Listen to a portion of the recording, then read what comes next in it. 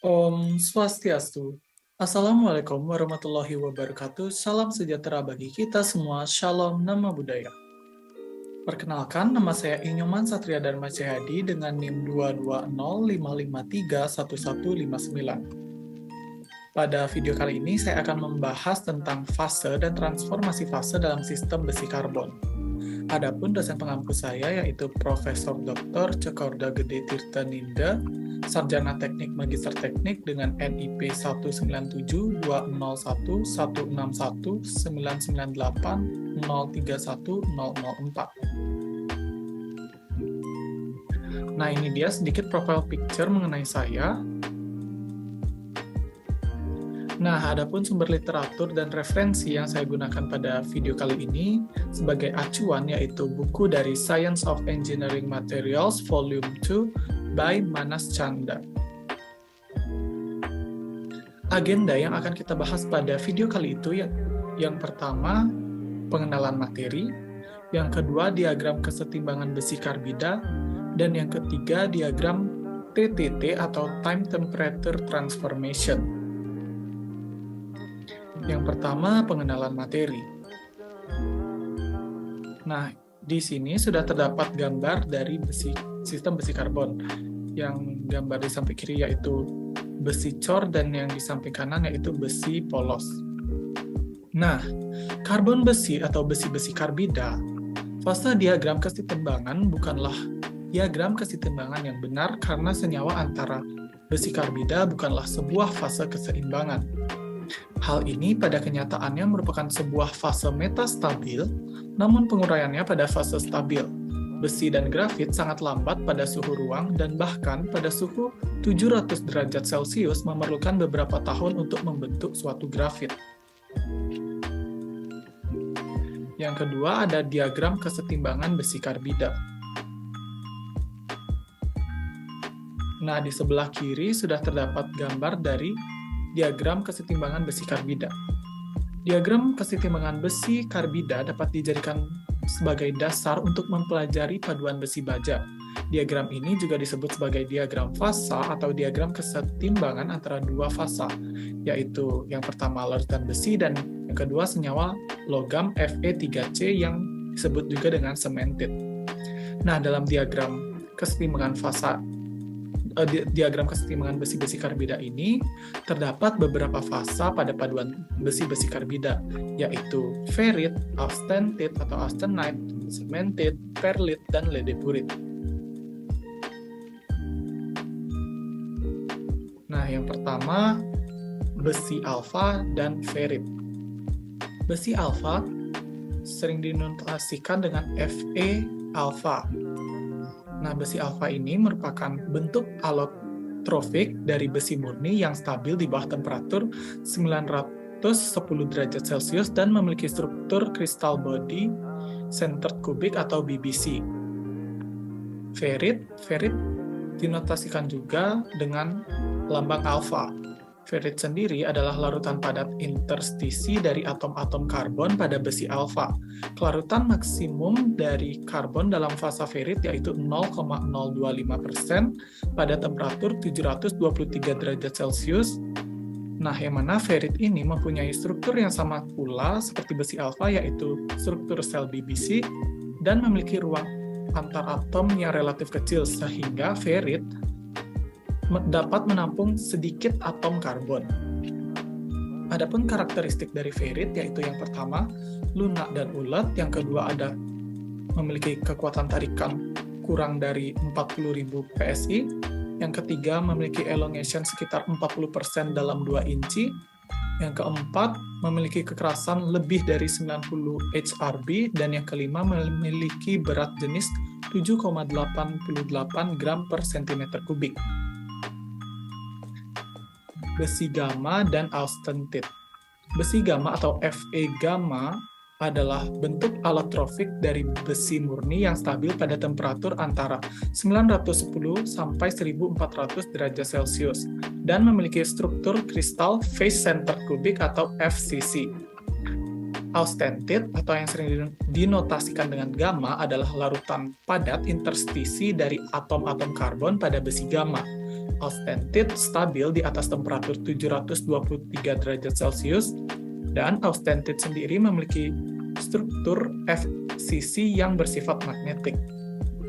Adapun karakteristik dari austentit yaitu yang pertama, stabil, lunak, ulet, dan mudah dibentuk pada suhu temperaturnya, yaitu segini, di atas 723 derajat Celcius. Yang kedua, memiliki kekuatan tarikan sekitar 150.000 PSI. Yang ketiga, memiliki elongation sekitar 10% dalam 2 inci. Dan yang keempat, memiliki kekerasan 40 HRC. Kemudian ada besi delta. Besi delta atau yang sering dinotasikan dengan Fe delta merupakan fasa yang mempunyai struktur sel body centered cubic atau BBC yang berada di antara 1400 sampai 1535 derajat Celcius. Yang mana pada ini atom karbon dapat larut sampai dengan 0,1%. Akibat terbentuk dan stabil pada temperatur tinggi, besi delta mempunyai kemampuan melarutkan atom-atom karbon lebih banyak dibandingkan dengan besi alfa. Kemudian sementit. Sementit merupakan senyawa logam atau intermetalik yang mempunyai kekerasan tinggi, tetapi sifatnya sangat rapuh. Sementit biasa disebut besi karbida yang mempunyai rumus Fe3C. Hal ini tidak berarti bahwa karbida besi membentuk molekul-molekul Fe3C. Akan tetapi, kisi kristal sementit mengandung atom besi dan karbon dalam perbandingan 3:1, yang mana 3 merupakan atom besi dan 1 merupakan atom karbon. Sementit mempunyai sel satuan ortororombik dengan 12 atom besi dan 4 atom karbon per satu selnya. Karakter ferit sendiri yaitu yang pertama memiliki kekuatan tarikan rendah sekitar 5.000 PSI, dan yang kedua memiliki kekerasan sekitar 5 sampai dengan 68 HRC. Kemudian perlit atau eutectoid. Perlit adalah campuran khusus yang terdiri dari 2 fasa dan terbentuk sewaktu austentit dengan komposisi eutectoid bertransformasi menjadi ferit dan karbida besi secara bersamaan. Struktur dasar perlit adalah struktur lamelar yang tersusun dari lapisan ferit dan sementit. Perlit hanya terjadi di bawah temperatur 723 derajat Celcius. Perlit mempunyai sifat di antara ferit dan sementit, yaitu kuat dan cukup keras.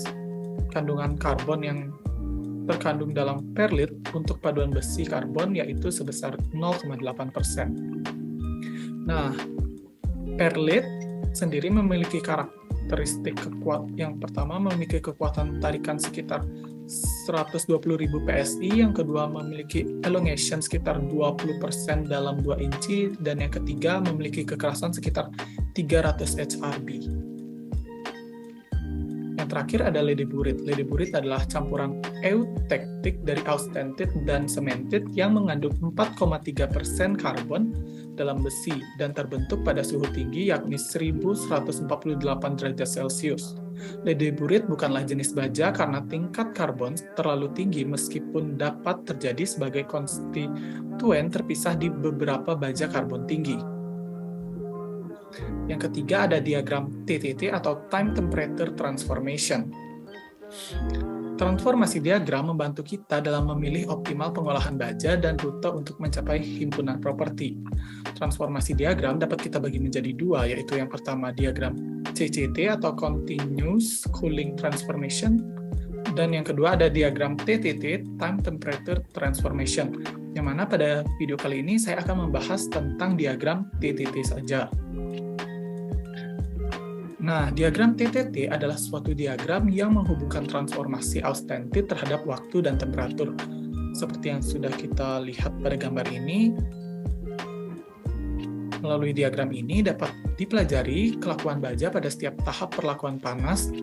Nah, pada diagram ini pula dapat digunakan untuk memperkirakan struktur dan sifat mekanik dari baja yang di-quench dari temperatur austentisasinya ke suatu temperatur di bawah A1.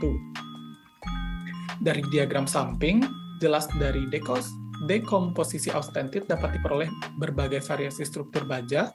Struktur mungkin terdiri dari 100% perlit kasar, baja bersifat lunak dan ulet, ataupun martensit penuh ketika baja bersifat keras dan getas.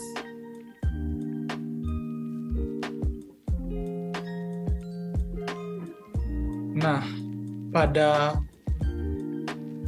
grafik ini, sumbu vertikal mewakili suhu dalam skala linear, sedangkan garis sumbu horizontal ini mewakili waktu dalam skala logaritmik, yang mana diagram ini merupakan keadaan transformasi pada setiap perubahan suhu persatuan waktu pada proses pendinginan. Nah, kemudian kita akan membaca dari grafik ini. Jalur 1 yang ini, jalur 1 menggambarkan isotermal atau siklus Anil. Bahan dalam hal ini didinginkan dengan cepat dari atas suhu eutopit ke suhu di bagian atas diagram IT dan ditahan untuk periode yang cukup lama agar austentit berubah sepenuhnya menjadi perlit. Pada jalur kedua yang ini, pada jalur ini menahan isotermal pada suhu 600 derajat Celcius selama 10 detik, yang mana hal ini mengkonversi austenit sepenuhnya sebanyak 99% hingga perlit halus yang tidak diubah pada penahanan untuk waktu yang lebih lama. Struktur akhir pada pendinginan untuk suhu kamar juga perlit halus. Nah, pada jalur ketiga yang ini, pada jalur ini sekitar setengah dari austenit akan diubah menjadi bainit pada 300 derajat Celcius dalam waktu sekitar 500 detik. Pendinginan cepat dari ini ke suhu ruang atau kamar mengubah austenit yang tersisa menjadi martensit untuk menghasilkan struktur akhir bainit dan martensit. Pada jalur keempat, yaitu yang ini, dalam hal ini spesimen didinginkan ke suhu M50 karena jalur pendinginan tidak melewati kurva PS atau BS. Yang ini BS. Baja tetap berada dalam fase austenitik sampai garis MS dilewati di mana martensit mulai terbentuk secara atermal. Nah, pada jalur terakhir, yaitu jalur 5 yang paling bawah ini, spesimen dalam hal ini langsung didinginkan ke suhu ruang atau kamar. Martensit mulai terbentuk pada MS dan hampir selesai pada MF, sehingga struktur akhir pada suhu kamar hampir seluruhnya martensit. Nah, itu dia sekian penjelasan materi pada hari ini. Semoga materi yang saya sampaikan bermanfaat, dan apabila dalam penyampaian saya terjadi kesalahan kata, mohon dimaafkan. Sekian dan terima kasih. Saya tutup dengan Parama Santi. Om Santi, Santi, Santi Om. Wassalamualaikum warahmatullahi wabarakatuh. Salam sejahtera bagi kita semua. Shalom, Namo Buddhaya. Dah.